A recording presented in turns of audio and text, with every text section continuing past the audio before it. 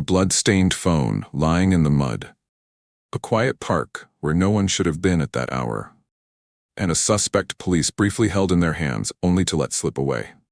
This is the case of 24-year-old Tyeasha Marie Johnson, a young woman who traveled from San Diego to Houston to celebrate her birthday, to search for opportunity, and who instead became the focus of one of the most disturbing investigations the city has seen in recent years. Tonight, we trace every receipt, every piece of evidence, and every unanswered question in a story that still has no true ending.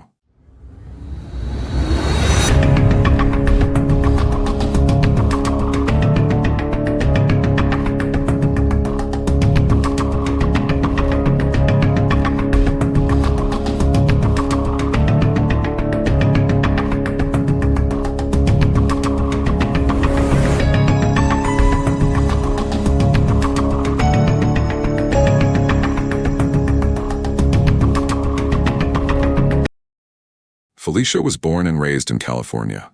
Those who knew her described her as full of life, ambitious, and deeply connected to her family. Her father called her the life of the party. She was the kind of person who could light up a room, always laughing, always trying to make the best out of every situation. By April of 2022, she was ready to see more of the world. Her 24th birthday was approaching, and Houston was on her list. She flew in, hoping not only to celebrate, but to perhaps start fresh, maybe find work, maybe even begin a new chapter. On April 15th, just days into her trip, Tyeasha tried applying for a job at CoverGirls, an adult nightclub in Houston. She was turned away. It was late, near 3 a.m. when she left the club. Surveillance cameras placed her at the location. She called an Uber, but according to investigators, that ride wasn't ordered by Tyeasha herself. Charging documents show it was arranged by a man she had been in contact with through Snapchat. His name was Chukwuebuka Nwobodo. He had promised her $500 to meet, and investigators say he ordered the Uber to pick her up. That ride took her first to his old address on Windchase Boulevard, before he met her and then took her on to his new apartment on Richmond Avenue. From that moment, Tyeasha was never seen alive again. Her family quickly grew concerned. They hadn't heard from her after that night. No calls, no texts, no posts. Her father, Kevin Johnson, flew in from California to help search. They hired a private investigator. That decision would uncover the first crucial piece of evidence. Using phone location data, the investigator traced Tyeasha's device to Bear Creek Pioneers Park. There, in the grass, searchers discovered her cell phone. It was blood-stained. That discovery turned the family's worry into alarm. Tyeasha hadn't just disappeared. Something violent had happened. The Houston Police Department opened an investigation, and what they found in the weeks that followed paints a chilling picture. Court documents reveal that after arranging the meetup, Nwobodo withdrew cash from his Wells Fargo account to pay her. After picking Tyeasha up, he was later seen on surveillance footage with a bandaged right hand at local Walmart and Home Depot stores on April 16th and 17th. The receipts show he purchased large trash bags, towels, gloves, and a flashlight. At one store, he bought a mechanical saw. Investigators later learned that his internet search history during this time included questions like, does bleach destroy DNA? How to be a serial killer? And how to get away with murder. Days later, he searched how to delete your history completely. To investigators, the digital trail was damning. On May 13th, less than a month after Tyeasha was last seen, Houston police moved in. They detained Nwobodo and searched both his car and his apartment. What they discovered was grim. In his vehicle, officers found a gun, a large kitchen knife, latex gloves, and a shovel. In his apartment, forensic tests revealed Tyeasha Johnson's DNA and bloodstains. Even more disturbing, when investigators examined his phone, they found photographs. One image showed a dismembered female body. 3 other images showed deceased individuals. The metadata was unclear and identities were not confirmed, but the content was enough to shock even seasoned detectives. And yet, despite the evidence, despite the DNA, despite the items seized, Nwobodo was released that same day. Charges had not yet been filed, and the law required more before they could hold him. It was a gap, a crucial window that would change everything. Nearly a month later, on June 9, 2022, the Harris County District Attorney's Office announced formal charges against Chukwuebuka Nwobodo. He was charged with murder and tampering with evidence, but by then, he was gone. He has not been seen since. Houston police released his photo and details, asking the public for help. Crime Stoppers offered a reward, but as of today, more than 3 years later, he remains at large. For Felicia's family, the nightmare deepened. Without her body, they had no closure. Search efforts continued for months. Flyers were posted, volunteers combed through wooded areas, and vigils were held. But Felicia's location remained a mystery until nearly a year later. I think we got work to do, and we're ready to do it. It was Texas EquiSearch volunteers that found Felicia Johnson's purse in Bear Creek Park, close to where Johnson's family found her cell phone. And although Houston police believe the 24-year-old was murdered, they still have not found her body. Bear Creek Park, it's thick in areas. There's some little roads that go off. There's some little areas that would be simple to pull in and dump something and get out without being seen. Tim Miller says his volunteers stand ready to search again. The suspect, Chukwuebuka Nwobodo, is charged with murder, but still on the run. We actually didn't even do call-outs for all of our members because we didn't want the possible suspect to know where we were searching or what we were doing. According to court documents, here's the timeline Houston police homicide detectives have laid out. On April 16th at 2:56 in the morning, Johnson is last seen at the Intercontinental Hotel at the medical center. She gets into an Uber HPD says was ordered by Nwobodo. He responded, detectives say, to an ad Johnson placed online. The Uber took Johnson to Nwobodo's old address on Windchase. Then he picks her up and takes her to his apartment on South Richmond, according to police. An hour later, his car is seen on surveillance video leaving the complex. And at 5:12 in the morning, Johnson's phone connects with a cell tower near where her family finds it in Bear Creek Park later that day. The next 2 days, HPD says receipts show Nwobodo took out money, purchased supplies, and his internet searches included things like most forested parts of Houston. On May 13th, detectives got search warrants for his car and apartment. He was taken into custody during a traffic stop, but it's unclear when he was released.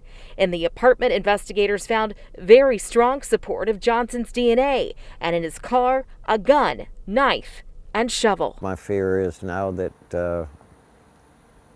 and hopefully I'm wrong, that this is one of them cases where she's never going to be found.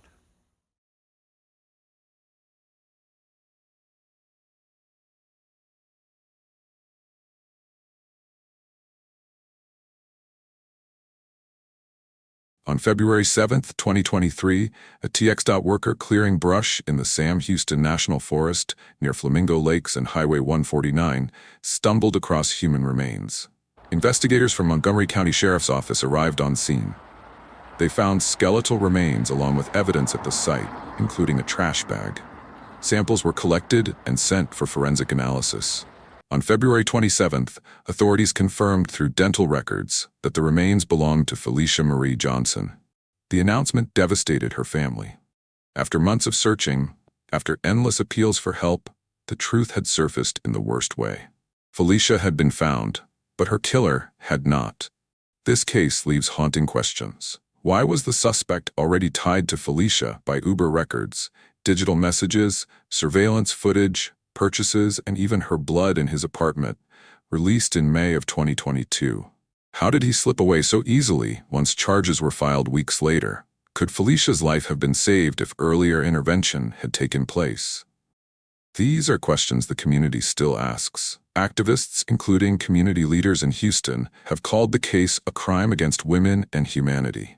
They demand accountability, not only for the suspect, but for the systems that allowed him to escape. Human remains found in Montgomery County earlier this month have been confirmed as those of Felicia Johnson. She's the 24-year-old San Diego woman who disappeared while visiting Houston in April of last year, and investigators are still looking for the man charged in her death. Those remains were found in Sam Houston National Forest back on February 7th. Aniela Ruiz is live. What else are you learning tonight, Aniela? Well, investigators are telling us they hope this brings her family some kind of closure, but HPD continues searching for the man they believe murdered Tyeasha Johnson. What was supposed to be a birthday trip to Houston turned deadly for 24-year-old Tyeasha Johnson. She was visiting from San Diego back in April of last year and vanished. And now investigators say DNA and dental records confirm the remains found at the Sam Houston National Forest earlier this month are hers.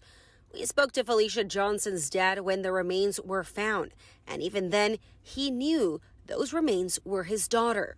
Whenever they release her, then I will be able to have a service for her and pay her the respects that she needs. Houston police have charged 28-year-old Chukwuebuka Nobudu with her murder. He's on the run. His arrest warrant said they met on an escort website before she disappeared on April 16th of last year. The warrant says they found DNA strongly matching Tyeasha's at Nobudu's home, and a gun and a knife and a shovel in his car. Investigators say they also found searches related to how to be a serial killer and most forwarded places in Houston. I was in anguish. I still am, because I want the perpetrators to be caught. And now that her remains have been found, many hope this brings her family one step closer to getting the closure they deserve. And at least you don't have to wonder and question, where is she? What happened to her? At least you have that now. And now we can move on to the next step, and that's catching this guy and bringing him to justice. Now, if you have any information on the suspect, you're told to contact police or Crime Stoppers. There is a $5,000 reward. Reporting live, Anayeli Ruiz, KHOU 11 News. Tyeasha's story also highlights the digital fingerprints left behind in modern crimes. Investigators didn't just rely on eyewitnesses. They traced Uber rides, bank withdrawals, receipts, surveillance videos, and internet searches. Each one added another piece to the puzzle, and each one pointed back to the same man. Yet, despite a mountain of receipts, there is still no arrest. Tyeasha's father continues to speak out, urging the public never to forget his daughter's name. He has described her as someone who wanted more from life, someone with potential, someone robbed of a future. In interviews, he has broken down, explaining that no parent should have to search parks for their child's phone, no parent should have to hear that their child's remains were found in a trash bag in the woods. As of 2025, the official record is clear. Chukwuebuka Nobudu is charged with Tyeasha's murder and with tampering with evidence. He is wanted by Houston police and Harris County authorities.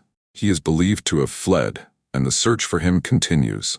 Law enforcement urges anyone with information to contact HPD Homicide at 713-308-3600 or Crime Stoppers at 713-22-TIPS. Every appeal ends the same way. They need the public's help.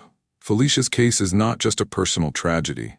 It is a reminder of how fragile the line is between safety and danger, between trust and betrayal, between life and death. She left California for what was supposed to be a joyful birthday trip. She was seen one last time applying for a job. Hours later, her phone was found in a park, and her story became evidence in a murder case. The trail of receipts shows how carefully investigators pieced together what happened. But until the suspect is found, the case remains unresolved, unfinished.